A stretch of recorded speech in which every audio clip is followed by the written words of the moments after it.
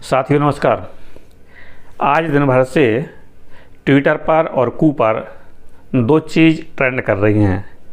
एक है आदिपुरुष और दूसरे हैं मनोज मुंतशिर। अब यह क्यों ट्रेंड कर रही हैं, मैं इसको आपको आगे बारे में बताऊंगा। मैं हूं हेमंत त्रिपाठी, दिव्यम न्यूज़ पर, और हम आज आपके सामने हाजिर हैं पुनः एक नए विषय को लेकर के। और जो विषय है आदिपुरुष। आदिपुरुष शुक्रवार को रिलीज हुई सिनेमाघरों में और जिसका काफ़ी बड़े पैमाने पर प्रचार प्रसार किया गया। ये कुर्सी भगवान बजरंगबली के लिए वहाँ पर भी डाली गई और 600 करोड़ रुपए की फिल्म बनाई गई आदिपुरुष। लेकिन जो डायलॉग लिखने वाले हैं मनोज मुंतशिर शुक्ला, उन्होंने इस प्रकार से डायलॉग लिखे जो छपरी डायलॉग हैं, जो हल्के फुल्के डायलॉग हैं, जो टुच्चे किस्म के या मवाली किस्म के जो डायलॉग हैं, उन्होंने इस प्रकार के डायलॉग लिखे हैं।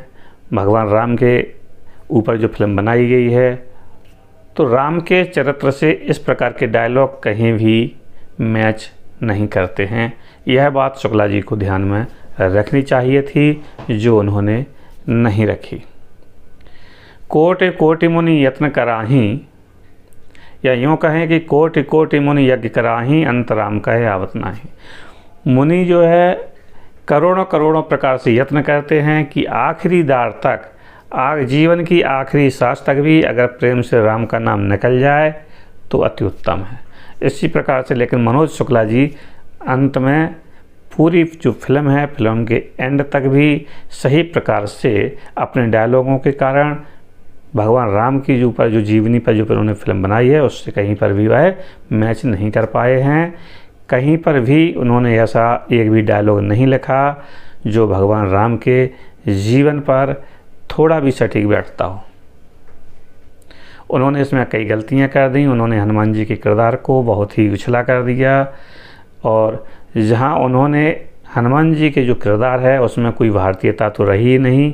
एक यूनानी किसी पात्र से उन्होंने उसको मैच कर दिया, जिसमें दाढ़ी तो हनुमान जी की है लेकिन हनुमान जी की मूछें नहीं हैं, या हनुमान जी हवा मुँह में भरे हुए हैं। यदि इसी प्रकार उनका हनुमान जी जो आदिपुरुष में हनुमान जी हैं, अगर उनकी तुलना रामानंद सागर के धारावाहिक से की जाए जिसमें दारा सिंह ने हनुमान का चरित्र निभाया था, तो यह उनके पास नहीं बैठता है। इसी प्रकार से भगवान राम का जो किरदार अरुण गोविल ने निभाया था, उसके तुलना में प्रभास का किरदार कहीं भी नज़र नहीं आता। भगवान राम में जो गुण थे वह गुण प्रभास में नहीं हैं।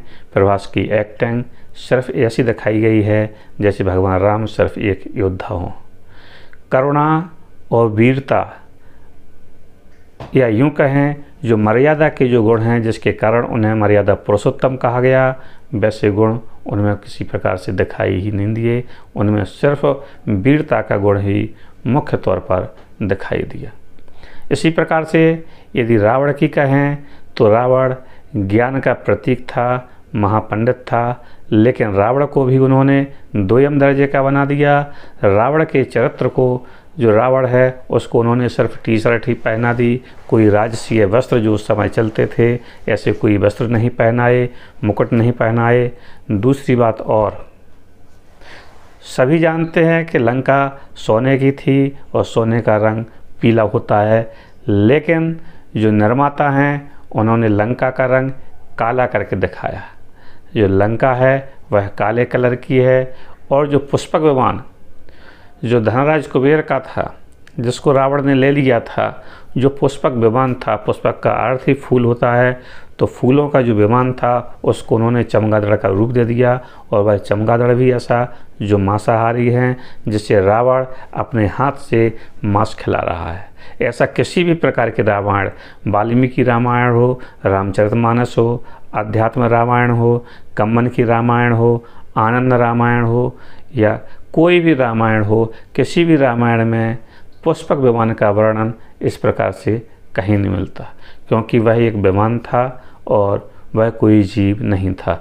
लेकिन यहाँ जो निदेशक हैं आदिपुरुष के, उन्होंने रावण को चमगादड़ के ऊपर बैठा हुआ दिखा दिया, पुष्पक विमान को चमगादड़ का रूप दे दिया। जो कि कहीं से भी उचित नहीं है। और दूसरी बात, उन्होंने जो रावण के 10 मुख हैं उनको आपस में ही बात करते हुए बता दिया। क्या ऐसा संभव है? बिल्कुल नहीं। इसी प्रकार के जो डायलॉग हैं, वह डायलॉग भी उन्होंने गलत प्रकार से वहाँ कहलवाए। सबसे गलत तो हनुमान जी के मुख से कहलवाया कि तेल भी तेरे बाप का है, कपड़ा भी तेरे बाप का है, लंका भी तेरे बाप की है, और जो लंका जलेगी वह भी तेरे बाप की जलेगी। हनुमान जी को ज्ञान, बुद्धि और बल का प्रतीक कहा जाता है। हनुमान जी वहाँ पर सभी से ज्ञानी थे और मर्यादा पुरुषोत्तम के वो दूत थे। इस प्रकार के छोटे से लुच्चे टुच्चे टाइप के जो संवाद हैं वह मनोज मुंतशिर जी ने उनसे हनुमान जी के मुख से कहलवाए। या एक अशोभनीय ही नहीं बल्कि सभ्यता और संस्कृति के साथ में भी खिलवाड़ है। इसी प्रकार से मेघनाथ के मुख से भी उन्होंने कहलवाया है कि लक्ष्मण जी के लिए कि मेरे एक सपोले ने तुम्हारे शेष नाम को लंबा कर दिया है और मेरे पिटारे में ऐसे बहुत से सपोले हैं। किस प्रकार की फूहड़ भाषा है। आदि पुरुष के लिए रामायण के ऊपर, जब आप रामायण जो हिंदू धर्म का एक बहुत ही प्रसिद्ध महाकाव्य है उसके ऊपर कुछ लिखना चाहते हैं, उस पर टीका करना चाहते हैं, उसके ऊपर आप मूवी बनाना चाहते हैं, तो पहले आपको अध्ययन करना चाहिए था। यदि आप इतने ग्रंथों का अध्ययन नहीं कर पा रहे थे तो कम से कम रामानंद सागर के सीरियल भी पूरे देख लेते। एक से लेकर आखिरी तक के जितने भी एपिसोड हैं देख लेते तो शायद आपकी समझ में कुछ आ जाता कि आपको करना क्या है। आप दिशाहीन थे, आपको पता ही नहीं था कि आपको किस प्रकार के डायलॉग वहाँ पर बोलवाना है। अच्छा होता यदि आप हनुमान जी के किरदार में जो हनुमान चालीसा है वही बजा देते तो ज़्यादा कुछ भाव हो जाता। आपने सिर्फ जो कंप्यूटर के द्वारा जो एफेक्ट्स हैं उन्हीं के ऊपर आपने पूरा ध्यान फोकस किया है और कुछ नहीं किया।